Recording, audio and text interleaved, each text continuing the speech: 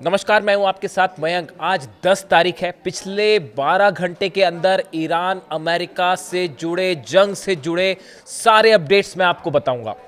देखिए, इस वक्त की बेहद अहम खबर, एक बार फिर अमेरिका ने ईरान पर बड़ी स्ट्राइक की है और अब हालात ये हैं कि ईरान और अमेरिका के बीच जो जंग है वो बेहद भयानक स्तर पर पहुंच गई है और दोनों ही तरफ से बड़े हमले किए जा रहे हैं। देखिए, इसी बीच एक बयान सोशल मीडिया में तेजी से वायरल हो रहा है, हम उसकी भी चर्चा करेंगे। डोनाल्ड ट्रंप का ये बयान है और डोनाल्ड ट्रंप ये कह रहे हैं कि अगर मैं मरा तो सब मरेंगे। देखिए, ये बयान ये बता रहा है कि क्या डोनाल्ड ट्रंप को अब अपनी मौत का डर सता रहा है। कल हमने देखा था कि मशहद में एक बिल्डिंग के ऊपर एक पोस्टर लगाया गया था जिसमें लिखा हुआ था कि हम डोनाल्ड ट्रंप को मार देंगे, we will kill Donald Trump. ये ईरान के लोगों का गुस्सा है। मशहद में जहां सुपुर्द खाक किया गया अली खामनेई साहब को, वहां पर ये जो है पोस्टर लगा हुआ था जिसमें ये ईरान के लोगों का गुस्सा लगातार देखने को मिल रहा है। इस तरह के पोस्टर्स लगे हुए हैं कि बदला लो, रिवेंज रिवेंज रिवेंज, इस तरह की बातें सामने आ रही हैं। ऐसे में ये पोस्टर्स सोशल मीडिया में तेजी से वायरल हुए जिसमें लिखा था वी विल किल ट्रंप, हम ट्रंप को मार देंगे। इसके बाद देखिए, डोनाल्ड ट्रंप की तरफ से ये बयान सामने आया। एक तो ये नेटो समिट खत्म होने के बाद डोनाल्ड ट्रंप जब वापस अमेरिका जा रहे थे, उस दौरान एक तो उन्होंने अपना जो जहाज था वो रास्ते में बदल दिया, उन्होंने अपना रूट भी बदल दिया। देखिए, ये सब इंडिकेट कर रहा है कि डोनाल्ड ट्रंप को और अमेरिका को इस बात का डर है कि डोनाल्ड ट्रंप पर हमला हो सकता है। हवाई जहाज बदला गया, रूट बदला गया और यहाँ तक कि एयरफोर्स वन में जो पत्रकार शामिल थे उनसे बात करते हुए डोनाल्ड ट्रंप ने ये कहा कि विंडो के शटर्स बंद कर लीजिए। प्लेन के जो विंडो के शटर्स थे वो बंद करवा दिए गए। डोनाल्ड ट्रंप ने कहा कि इसे बंद कर दीजिए और उन्होंने कहा कि अगर ईरान का कोई दुश्मन नंबर 1 इस समय निशाने पर है तो वो मैं हूं।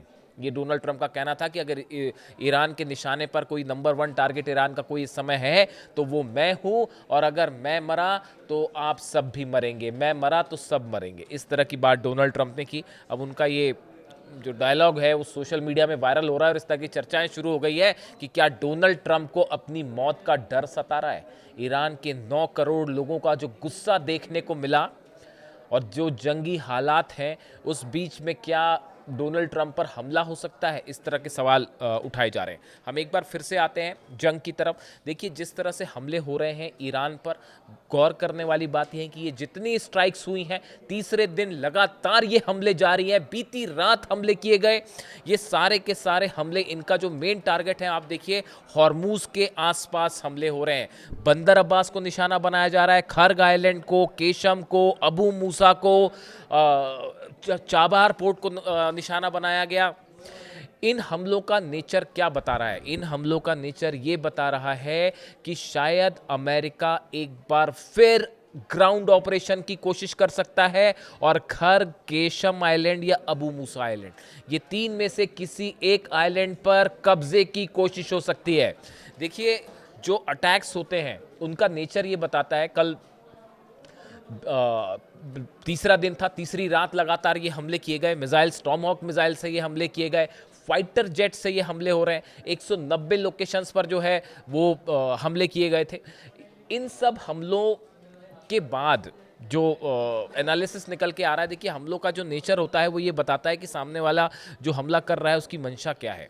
एक तो लगातार होर्मुज के आसपास जितने द्वीप हैं, इन पर उन लोकेशंस को निशाना बनाया जा रहा है जो रडार सिस्टम्स हैं, जहां कम्युनिकेशन सिस्टम्स हैं, जो कि अगर ग्राउंड ऑपरेशन होता है तो ऐसे समय में ईरान की सेना का आपसी संपर्क ना हो, तालमेल ना हो सके, रडार सिस्टम तबाह हो, इसको लेकर टारगेट करके ये अटैक हो रहे हैं, जो इस ओर इशारा कर रहे हैं कि एक बड़ा ग्राउंड ऑपरेशन हो सकता है। हॉर्मुज में नया अरब सागर के पास नया एयरक्राफ्ट कैरियर, एक और एयरक्राफ्ट कैरियर भेज दिया गया है।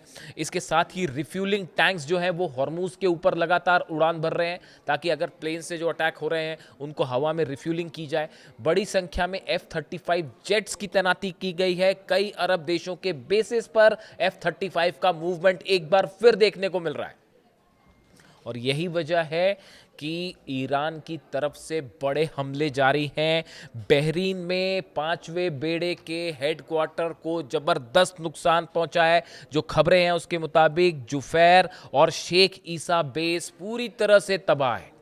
इसका रनवे तबाह है, यहाँ पर खड़े कई प्लेन्स को नुकसान हुआ है और बताया जा रहा है कि 4 मिसाइल्स डायरेक्ट 4 खैबर मिसाइल्स ने हिट किया है 5वें बेड़े के हेडक्वार्टर को। और ये जो 2 बेसेस हैं जुफैर और शेख ईसा बेस, ये तबाह हो गए, इनके रनवेज तबाह हो गए। इस तरह की जो है वो खबरें आ रही हैं। ये बहरीन की बात है। अगर आप कुवैत की बात करें तो आरिफ जान और अली अल सलेम बे में अली अल सलेम बेस पर बड़ा नुकसान हुआ है। बड़े नुकसान की खबरें हैं। पेट्रियट सिस्टम तबाह हो गया है। ये बड़ी गौर करने वाली बात है। कुवैत में ये जो दोनों बेसेस हैं, आरिफ जान ले लीजिए, अली अल सलेम बेस जो है, इसकी रक्षा के लिए पेट्रियट सिस्टम तैनात किया गया था। अमेरिका का एंटी मिसाइल सिस्टम तैनात किया गया था। उसके ऊपर मिसाइल्स गिरी हैं और वो पूरा का पूरा सिस्टम तबाह हो गया। एक बार फिर ये बात साबित हुई है कि अमेरिका के डिफेंस सिस्टम ईरान की मिसाइल्स को नहीं रोक सकते। ये बात एक बार फिर निकल के सामने आ गई है। इसके अलावा आप देखिए कतर में लगातार हमले जारी हैं। कतर में कई जगह जो है वो सायरन बज रहे हैं और मिसाइल और ड्रोन अटैक की खबरें हैं। इसके साथ देखिए ईरान की तरफ से एक और बड़ी बात निकल कर सामने आई है। जो ईरान की सेना की तरफ से कहा गया है कि ये जो हमले इस समय हो रहे हैं बहरीन में, कुवैत में, कतर में, जॉर्डन पे भी स्ट्राइक्स की खबरें आ गई हैं। ये जो हमले हुए हैं ये पहले दौर की स्ट्राइक्स है। अगर ईरान पर हमले जारी रहते हैं तो दूसरे दौर में यूएई को निशाना बनाया जा सकता है, सऊदी को निशाना बनाया जाएगा और कतर में बड़े हमले होंगे। यानी देखिए जो अभी तक पैटर्न सामने आया है, ईरान की सेना ने अमेरिका को जवाब देने के लिए कई स्तर की प्लानिंग कर रखी है। और ये जो हमले अभी ईरान की तरफ से हो रहे हैं ये सिर्फ पहले लेवल के हमले हैं। अगर इसी तरह के हमले अमेरिका की तरफ से जारी रहे तो दूसरे दौर में देखिए, दूसरे दौर में उसी तरह के हमले हो सकते हैं यूएई में, दुबई में, अबू धाबी में या फिर दोहा में, जो हमले हमें पहले देखने को मिले थे, 40 दिन की जंग के दौरान देखने को मिले थे। आज देखिए ईरान में कहां कहां हमले हो रहे हैं। ब्रिजेस को निशाना बनाया जा रहा है, रेलवे स्टेशंस को निशाना बनाया जा रहा है, जो ट्रांसपोर्ट और कम्युनिकेशन सेंटर्स हैं उनको निशाना बनाया जा रहा है। ये इंफ्रास्ट्रक्चर है ईरान से जुड़ा जिसको टारगेट किया जा रहा है। और ऐसे लोकेशंस पर हमले सीधा सीधा आम जनता से जुड़े लोकेशंस पर ये हमले किए जा रहे हैं। जिसके बाद ईरान का ये कहना है, ईरान की तरफ से स्टैंड साफ है कि जैसा हमला होगा उससे बड़ा जवाब दिया जाएगा। यानी अब एक बार फिर खतरे में दुबई है, खतरे में अबू धाबी है, खतरे में रियाद है। हर वो अरब देश का वो शहर जो है खतरे में है जहां पर अमेरिकी सेना की मौजूदगी हो, जहां पर अमेरिकन बेसिस मौजूद हैं। इससे एक बात साफ है कि अब ये जंग सीमित नहीं रही है, ये जंग एक बड़े दायरे में फैलती दिखाई दे रही है। एक बार फिर देखिए जो बयान हैं, 2 तरह के बयान हैं जो ये इशारा कर रहे हैं कि कभी भी हालात जो हैं वो कोई भी मोड़ ले सकते हैं। डोनाल्ड ट्रंप की तरफ से एक बयान है, इसको बड़े गौर करने वाली बात है। डोनाल्ड ट्रंप ने नेटो से वापस जाते वक्त क्या बात कही, देयर लीडर्स आर गॉन। ये ईरान के लिए कह रहे हैं कि their leaders are gone, then they had another set of leaders, they are also gone, now they have another set of leaders, they may be gone, who knows. देखिए उन्होंने कहा कि ईरान के हमने नेताओं पर हमला किया, वो अली खामेनी साहब की बात कर रहे हैं। दूसरे दौर में कई नेता और बने, हमने उनको भी निशाना बनाया और अब कह रहे हैं कि अब ये नए नेता जो बन गए हैं इनके ऊपर भी हम हमला कर सकते हैं और हो सकता है ये भी ना रहे। यहाँ पर उनका सीधा सीधा मतलब जो है वो मुस्तबा खामेनी साहब को लेकर है। और ये डोनाल्ड ट्रंप ने सीधी धमकी दी है मुस्तबा खामेनी को, जो जिस तरह से एक्सपर्ट इस बात का एनालिसिस कर रहे हैं कि जो वो कह रहे हैं कि now they have another set of leaders, they may be gone, who knows. मतलब वो ये कह रहे हैं कि जो नए नेता बने हैं शायद जल्दी वो भी खत्म हो जाएं, कौन जानता है। इस तरह की बात डोनाल्ड ट्रंप कह रहे हैं। देखिए ये उन्होंने जो बयान दिया था speaking at a conference at NATO summit in Turkey में उन्होंने निकलने के पहले ये बयान दिया है, जिससे ये माना जा रहा है कि मुस्तबा खामेनी अब निशाने पर हैं। देखिए दूसरी बड़ी बात ये है कि नेटो को लेकर एक बड़ा स्टैंड चेंज दिखाई दे रहा है। नेटो ने जो 40 दिन की जंग थी उस दौरान अमेरिका की मदद नहीं की और अमेरिका इस बात को लेकर डोनाल्ड ट्रंप अपनी नाराज़गी कई बार जाहिर कर चुके हैं। अब ऐसे में एक जो नया डेवलपमेंट निकल के सामने आ रहा है, ये बताया जा रहा है कि इस जंग में अब नेटो की भी एंट्री हो सकती है और नेटो कंट्रीज़ की तरफ से भी बड़ा एक्शन ईरान के खिलाफ देखने को मिल सकता है। इसकी वजह ये है, बताया जाता है कि नेटो देशों के साथ तुर्की में जब ये समिट हुई तो एक बड़ी डील की डोनाल्ड ट्रंप ने और उसने ये कहा है, डोनाल्ड ट्रंप का ये कहना है कि ग्रीनलैंड को लेकर जो दावा और एक्शन की बातें सुनाई दे रही थी अमेरिका की तरफ से कि ग्रीनलैंड पर हमला होगा, कब्जा कर लिया जाएगा वगैरह वगैरह, अमेरिका का कहना है, डोनाल्ड ट्रंप ने वादा किया कि हम ग्रीनलैंड पर हमला नहीं करेंगे, ग्रीनलैंड को हम अपनी दावेदारी छोड़ देते हैं, बदले में नेटो देश ईरान के खिलाफ हमारी मदद करें। अब इससे दो बातें सामने आई। पहली बात सामने ये आई कि जल्द ही नेटो अमेरिका के साथ शामिल हो सकता है इस जंग में, बात नंबर एक। बात नंबर दो, डोनाल्ड ट्रंप इस बात को महसूस कर चुके हैं कि अकेले उनके बस की बात नहीं है ईरान से निपटना, ये बात भी साफ है। डोनाल्ड ट्रंप एक ऐसी हालात में फंसे हुए हैं जो एक्सपर्ट बता रहे हैं कि जहां पर हमला करते हैं तो ईरान को देखिए हराया नहीं जा सकता। ये बात साफ हो चुकी है कि ईरान पर आप कितना ही बम्बार्डमेंट कर लें, कितनी ही एयर स्ट्राइक कर लें, एयर स्ट्राइक करने से अगर ईरान का कुछ बिगड़ रहा होता, ईरान हार रहा होता तो 40 दिन के अंदर हो चुका होता। लेकिन अब ऐसा नहीं है। इस सूरत में बिना बूट्स ऑन द ग्राउंड्स कहते हैं जिसे, कि जब तक अमेरिका अपनी सेना ग्राउंड पर नहीं भेजेगा तब तक आप किसी भी तरह का कोई बड़ी सफलता ईरान में हासिल नहीं कर सकते।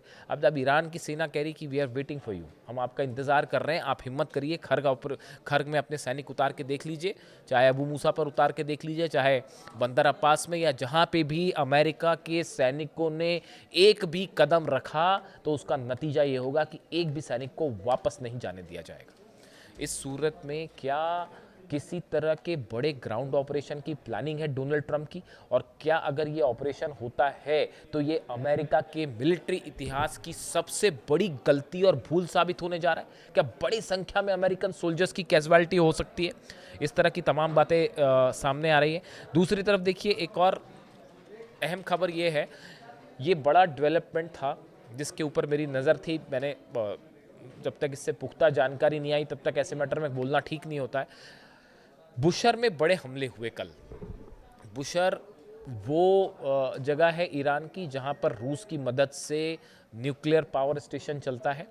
यहाँ पर कई रशियन साइंटिस्ट मौजूद हैं और जो खबरें आई, देखिए सीधा मिसाइल ने हिट किया वहाँ पर। लेकिन अच्छी बात ये रही कि जो बुशर का न्यूक्लियर प्लांट है उसके कोर एरिया पर ये मिसाइल सीधी नहीं गिरी, मिसाइल थोड़े करीब गिरी है और उसके जो छर्रे होते हैं, जो पार्ट्स होते हैं, शार्पनेल्स होते हैं, वो उछल के इसके कोर एरिया की बिल्डिंग पर हिट हुए। यानी कोर एरिया हिट हुआ है लेकिन वो शार्पनेल से जो पदार्थ निकलते हैं मिसाइल के फटने के बाद उसने हिट किया, सीधा मिसाइल ने कोर एरिया को हिट नहीं किया। अगर कोर एरिया पर किसी तरह का कोई भी अटैक होता है तो इससे भयंकर रेडिएशन हो सकता है पूरे अरब पे, पूरे अरब देशों में, और यहां से ये जंग के हालात बदल जाएंगे, सूरत बदल जाएगी। दूसरी तरफ इजराइल की तरफ से एक बड़ा प्लान तैयार है कि ईरान पर किस तरह से कहां कहां हमले किए जाएंगे आने वाले दिनों में, और एक केमिकल वेपन की भी बार बार चर्चा हो रही है। देखिए ये बड़ा ऐसा मैंने कई जगह देखी सोशल मीडिया में इस तरह की खबरें, दोनों तरह से इसके अंदेशा लगाया जा रहा है कि क्या इस तरह के दावे हो रहे हैं कि ईरान के पास केमिकल वेपन से, नेतन्याहू खुद इस तरह के दावे कर रहे हैं कि केमिकल वेपन है ईरान के पास और ईरान उससे हमला कर सकता है। यानी सद्दाम हुसैन पर जिस तरह से आरोप लगाए गए इराक पे कि वेपन ऑफ मास डिस्ट्रक्शन है और ये बोल के हमले किए गए, वैसा ही ग्राउंड ईरान के खिलाफ भी तैयार किया जा रहा है। लेकिन हालांकि ये इतना आसान नहीं है ईरान के खिलाफ ऑपरेशन करना, लेकिन फिर भी इस तरह की भूमिकाएं बनाई जा रही हैं, जिसके बाद ये सवाल उठ रहे हैं कि क्या अब इस जंग में किसी तरह के कोई बड़े घातक हथियार की एंट्री होती दिखाई दे रही है, चाहे किसी भी की तरफ से हो, लेकिन क्या किसी तरह के केमिकल वेपन्स इस्तेमाल होने जा रहे हैं? ये ऐसे सवाल हैं जो पूरे अरब को एक बड़ी आग में झुलस सकते हैं, और इसका नतीजा क्या होगा ये कोई नहीं जानता। फिलहाल हालात ये हैं, ईरान की तरफ से खैबर मिसाइल्स दागी जा रही हैं, शाहिद 136 ड्रोन्स दागे जा रहे हैं, और लेवल 2 देखिए, लेवल 1 के हमले ईरान की तरफ से हो चुके हैं, और अमेरिका के उन लोकेशंस पर हमले हैं जो अमेरिका की सेना के इंफ्रास्ट्रक्चर से जुड़े हमले। लेकिन अभी कोर एरियाज़ अरब देशों के अगर उन पर हमले शुरू हो जाते हैं तो इसका नतीजा क्या होगा? क्या जंग में यूएई की एंट्री होगी? कतर और सऊदी जैसे जो देश हैं, क्या इनकी भी एंट्री हो सकती है? ये वो तमाम सवाल हैं जिसका इंतज़ार करना होगा। फिलहाल दोनों तरफ से भयंकर हमले और जंग जारी हैं। जो भी अपडेट होगा आप तक पहुँचाऊँगा। Thank you so much.